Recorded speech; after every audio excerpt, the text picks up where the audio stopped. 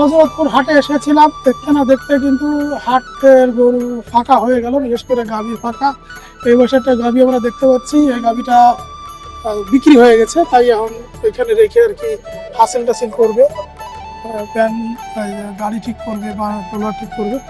এইখানে এই ঢুকে আমরা কিছু গাভী দেখতে পাচ্ছি আছে এখন বিক্রিত। যে দেখুন ব্যাপারীরা আছে।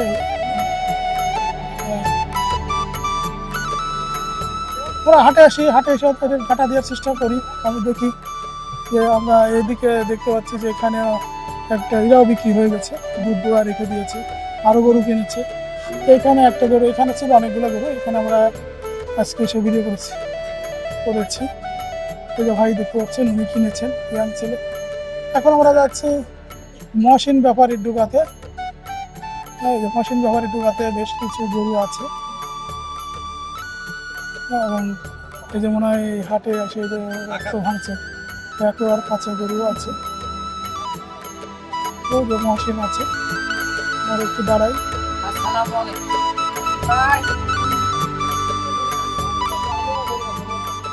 মহসিন ভাই কেমন আছে? আলহামদুলিল্লাহ ভাই, হাটটা কেমন গেল? হাট মোটামুটি খারাপ না, অনেক গরমটা রোদটা বেশি না ভাই, মোটামুটি ভালোই আল্লাহর রহমতে। মানে একটা হলো যে তাপ দাও গরম, তাপ প্রচুর, আরটা হলো দামের গরম। দামের গরম। একটা দামের গরম, কিন্তু সবচেয়ে বগুড়া বর্তমানে অনেক উত্তরবঙ্গে গরুর দাম বেশি, মানে মাল কিনা পড়তা ফেলান যায় না, একটু বাজারটা ভাই বেশি। মানে 5টা আসলে 2টা বেচছি, 3টা রয়েছে। তো বেচার দিক দিয়ে আজকে হাটে আপনি পিছনে আছেন, আর বেচার দিক দিয়ে পিছনে আছে আমাকে ভাই। বগুড়া মোকামের গরুগুলো একটু দাম বেশি ভাই, কারণটা কি? বুঝতে পারছে কারণটা কি? এইদিকে ধরেন যে আপনি কুমিল্লা, চিটাগাং, টাঙ্গাইল, ঢাকা, ফেনী সব কাস্টমার উত্তরবঙ্গে যা গরু কিনে নিয়ে আসে, এতে আমরা একটু সুবিধা কম পাই কিনা, আমাকে একটু দামটা বেশি দেয় কিনা লাগে। মানে আগে যাইতো মানুষ সিরাজগঞ্জের পাবনাতে, অনেক যায় এখন যাচ্ছে বগুড়া, রংপুর, বগুড়াতে বেশি, বগুড়া যায়, ঘোড়ার দিনাজপুর বেশি। খুব বেশি।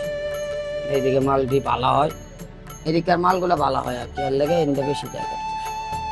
আরে তাহলে আজকের হাটে আমাদের মহসিন পিছনে আছে, ভাই বেচা কেনার দিক দিয়ে পিছনে আছি ভাই। তাহলে আপনি একটু কোনটার দাম কেমন চান একটু আমাদেরকে একটু ঘুরে ঘুরে দেখায় বলেন, তাহলে কিন্তু একটু ভালো হয়। এটা ভাই এই গরুটা 2,80,000 টাকা চাই ভাই, গরুটা যাতে মানে ভালা, সাথে কি বাসি? সাথে এই যে ষাঁড় বাচ্চাটা আজকে 5 দিন চলে আর কি, 5 দিন চলে ভালা, বুঝতে পারছেন ভাই। নেক্সট পরেরটা ওর একটা ওটা 2,30,000, জাম 2,30,000। সাথে কি বাছুর আছে? সাথে এটা দামুর বাচ্চা, মেয়া বাচ্চা। তো দুধের ইটি কেমন আসবে? এই যে সকালবেলা ধরেন যে ওটা হবে 10টা, এটা হবে 8টা। হ্যাঁ,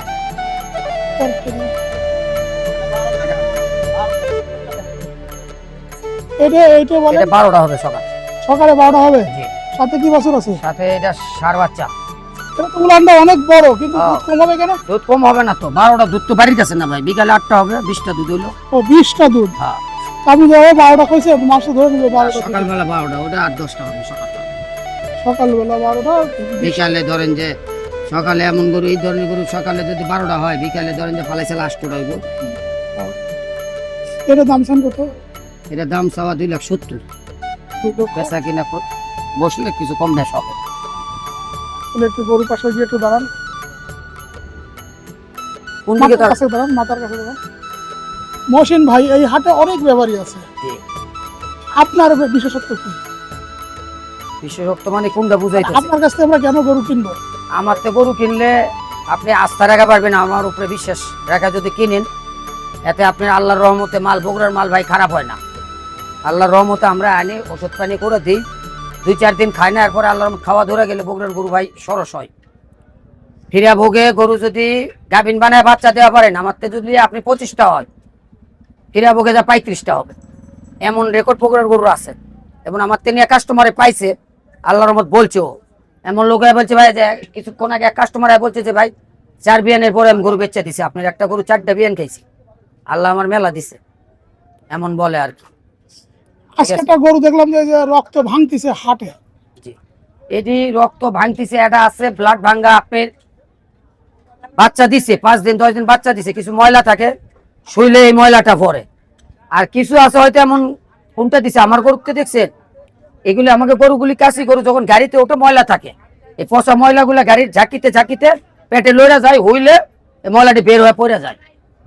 এই আপনি বগুড়াতে কি ধরনের গাভী কেনেন? আমরা বিআইতে ধরেন যে গরু বাচ্চা দিছে, জোলানটা পেটেতে পড়ে নাই, কে বাচ্চাটা মাটির পড়ছে, এই সঙ্গে কিনি। আবার বিয়ানার 2 দিন আগেও কিনি, আমার বাসায় এনেও গরু বাচ্চা দেওয়া হয়। এবার এমনকি ওখানে খামারে আসেও আমার বাচ্চা দেয়, এমন সিস্টেম। হ্যাঁ। তো আপনাদের এটা কোথায়, আপনারা গরুগুলো এনে রাখেন কোথায়?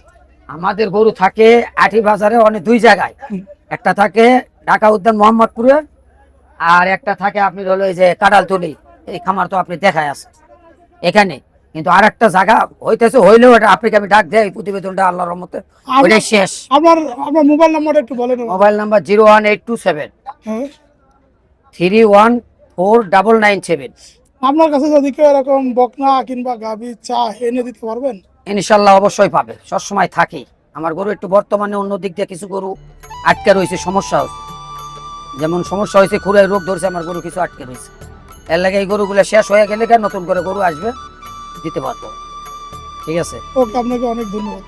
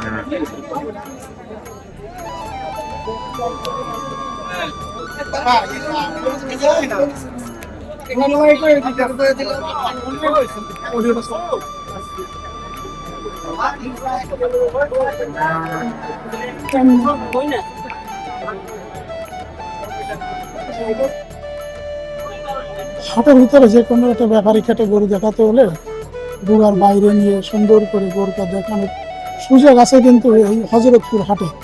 অনেকেই বলে যে আসলে ডুগাটার ভিতরে এলোমেলোভাবে গরু দেওয়া থাকে, তখন গরু বোঝা যায় না।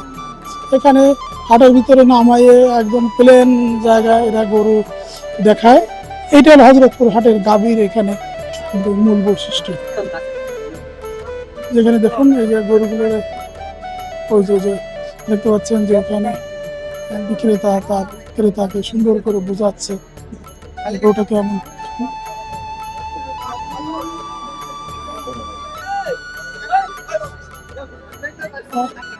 আজকে একটু বলে রাখি যে আজকের যে হাটটা যাচ্ছে, এই হাটে কিন্তু গরম বেশি কিন্তু বেচা কিনা বেশি, প্রচুর বেচা কিনা হচ্ছে। কারণ ঈদের সময় সবার ষাঁড় গরু বিক্রি হয়ে গেছে, গোয়াল ঘর ফাঁকা, এখন মোটামুটি কিনছে। যারা যারা নিয়ে আসছে সবারই গরুগুলো বিক্রি হয়ে গেছে। মানে আমরা, কারণ আমি এর আগে যখন আসি তখন আমি আসছিলাম, ঈদের পরে আজকেই আসছি। দেখুন এটা হলো হযরতপুর হাটে দেখুন।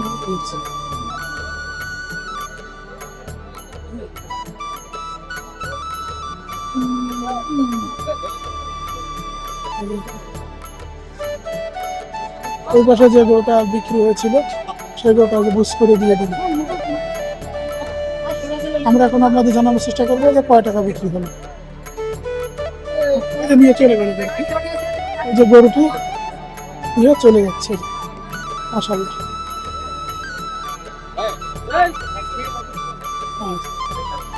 ওকে, আমরা এখন যাবো যে গোটা কয় টাকা বিক্রি হলো একটু দেখি।